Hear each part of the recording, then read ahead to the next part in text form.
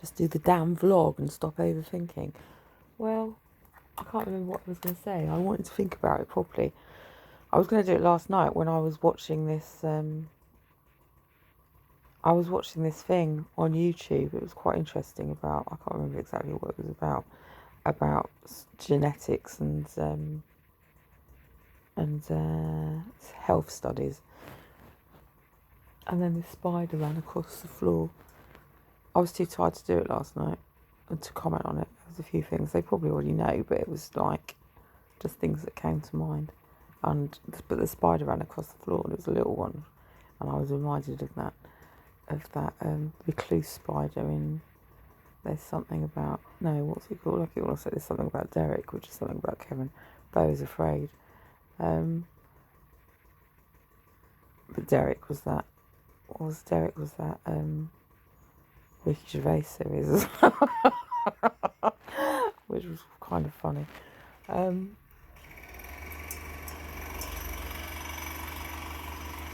The recluse spider in Beau's Afraid, it made me scream with laughter. There's spiders in the building, and it ran across his floor. It was funny. It just made me laugh, and Daphne kept going, "Why can't this guy just catch a break? Why can't this guy just catch a break?" And Maria was always going, "Oh, that poor man. Maria kills me every time, because when we were watching that Queen thing, what was it called, The Favourite or something, and she going, why is she with him? What?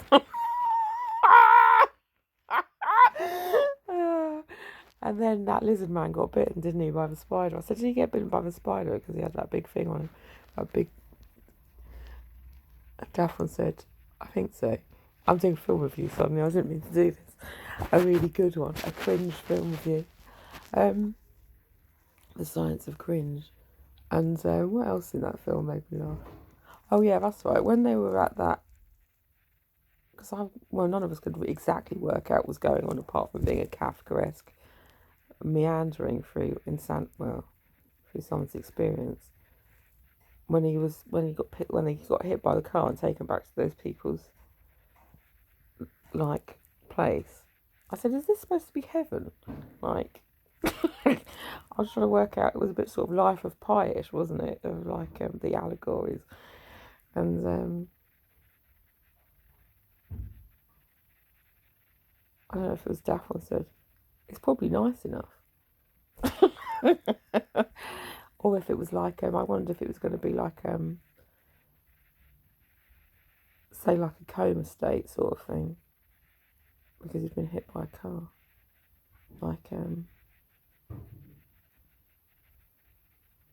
What's it called?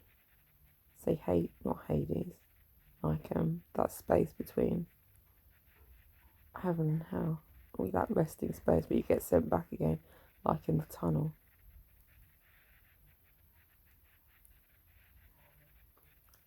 I've forgotten what I was talking about.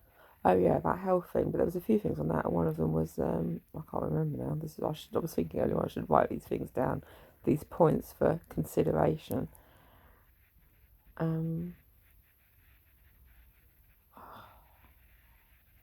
One of them was to do with weight. I think it was twin studies and to do with weight, and they couldn't work out why, or why some people gained weight or one gained weight. Or was it under stress situations or something? And the other one wouldn't. I was thinking, well, there's a couple of reasons that initially just came to mind. But the most, I suppose, obvious, well, no, it's not the most obvious one, but like an evolutionary strategy, I suppose, in a time of stress, which could be anything, say, like a virus, it would make sense, or say bio warfare, it would make sense that, say, families ate in a different direction.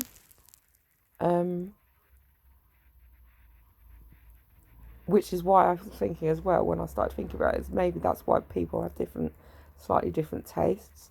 Say in a family, like one doesn't like one thing and one likes something else. It's like an evolutionary strategy, isn't it? So you're not all eating the same food. But the other one could be, say, with weight, for example, to lay down body reserves, that might have like a beneficial, well, it does have a beneficial thing, doesn't it? To lay down fat reserves. But then the other ways might have benefits as well. So that's like an evolutionary key, isn't it?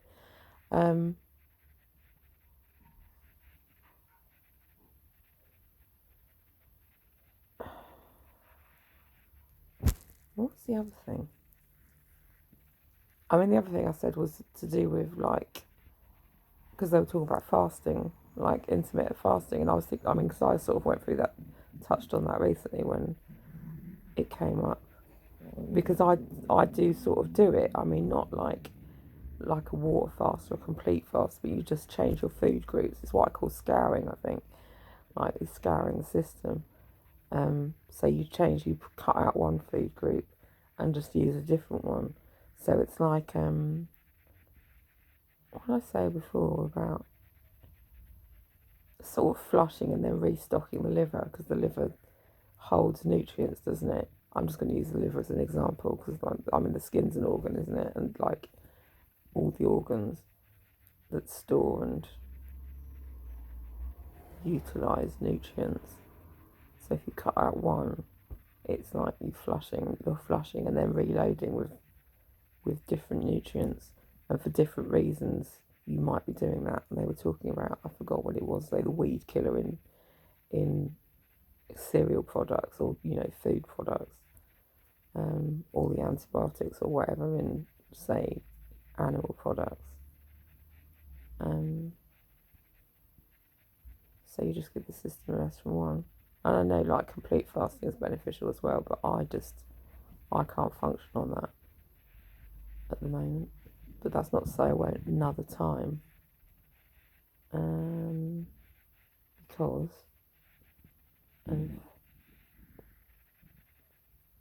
all our systems are all slightly different, aren't they, for whatever reason?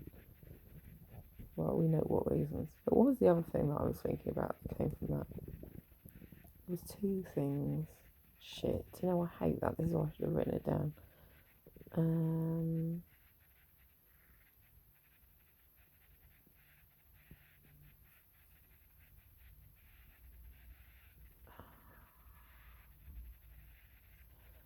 It might have been to do with, they were talking about gut flora, beneficial gut flora. I don't think it was that, but so say things like fermented foods like, I just call it kefir, I don't know how to say it properly, and yogurt and things like that. But I remember years ago reading how those gut floras that come from yogurt come from just plant foods anyway. You can get the same sort of effect from eating the plants, like raw, say not grass exactly, but leaves and things. They sort of form a gut flora anyway. But and cravings, because I did crave that kefir the other day. It's like, what, I just fancy that. But I think for whatever reason you just want or need, your body needs something in the dairy, say, that wouldn't that you're lacking for whatever reason. It's like, because after you've had a course of antibiotics, I've forgotten, you're supposed to then have some things like yogurt, aren't you, to rebuild, to boost your or reset your gut flora. So if you've had some sort of, well, even like holistically used a form of antibiotics and killed off the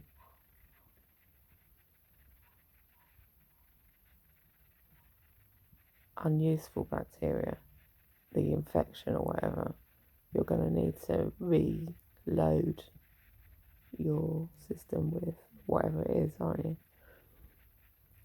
B vitamins or whatever. I know just beef vitamins are often in, I'm just going to say that, in dairy, aren't they? Which are gonna, look, it's a port. That's probably an important visual aid. That isn't a visual aid, isn't it? Because B vitamins then, you know, they're a port. You plug them into a socket in the body, in your eyes, sight, brain. Yeah, maybe actually.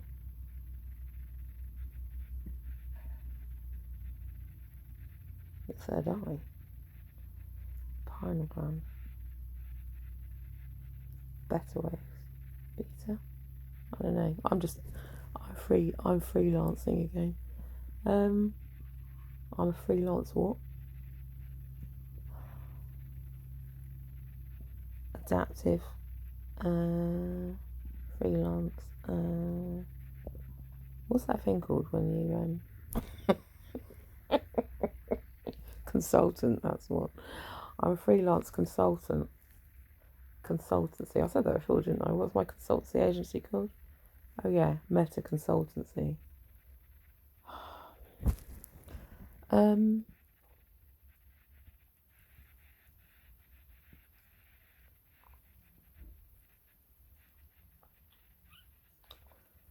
Before somebody else decided to use that name.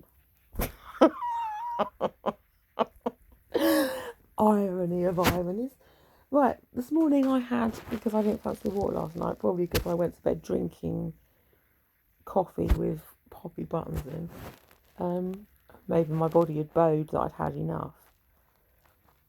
I woke up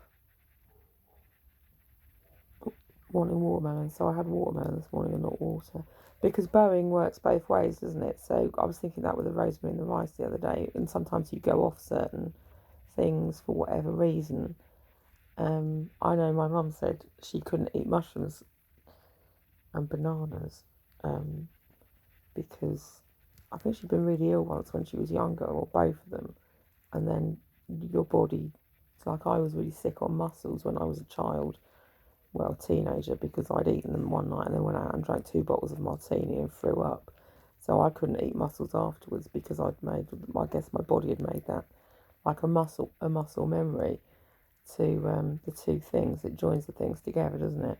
And so I've got a bit like that with rosemary now. I don't use rosemary like I used to.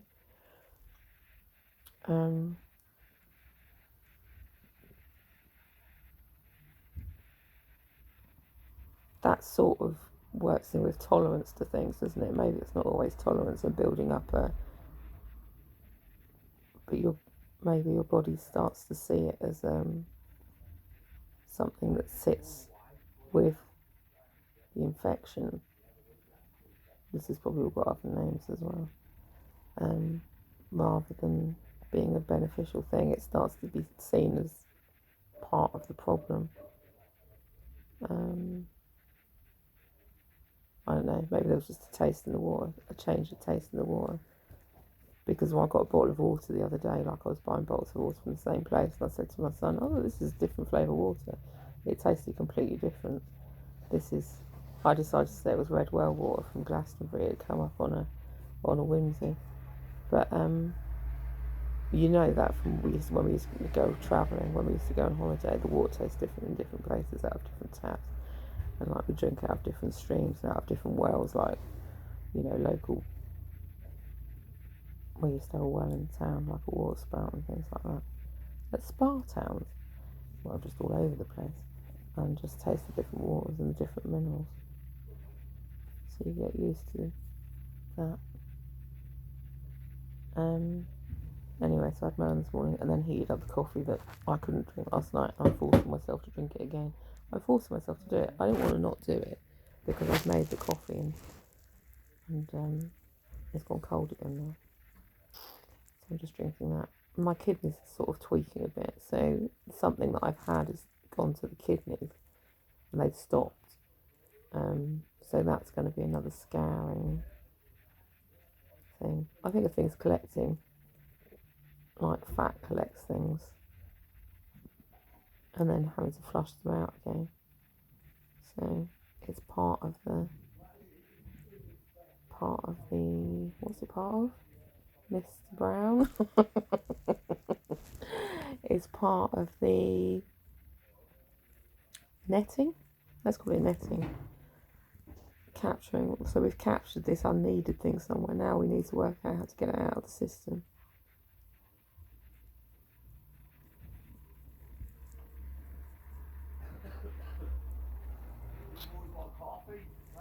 And I took the dead moth. Oh, do you know, I thought afterwards about screaming and shouting that he'd killed my iconic moth that had never been seen before with Pan's face on it, but Pan would probably think that was exactly the right thing to do, because that's what Pan is all over, isn't it? Pan's like, do you know what? He's the master of trickery. To kill a Pan moth that nobody else has seen before would be exactly right up his back street. But I kept it, and I've looked, and I've got it on a tissue downstairs. So Mario's escaped cultural exclusion by the skin the skin of Pan's hook. It's true. And then I let that water go down the drain because I thought if it had a cyst on it, some diseased cyst, we probably didn't want to put that on the garden. So that water's gone back into the pan, basically, the dosing pan.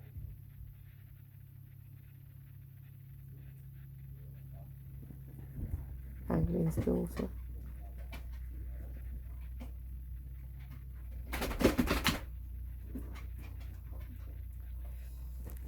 The epicentre of what? Disease control, population study. I think I had a dream the other day that there's the birds on the the Bure. I will say the Bure because Bure's like the police, isn't it? Have recovered. Wildlife's recovering at exponential rate. It's fluctuating, but recovering.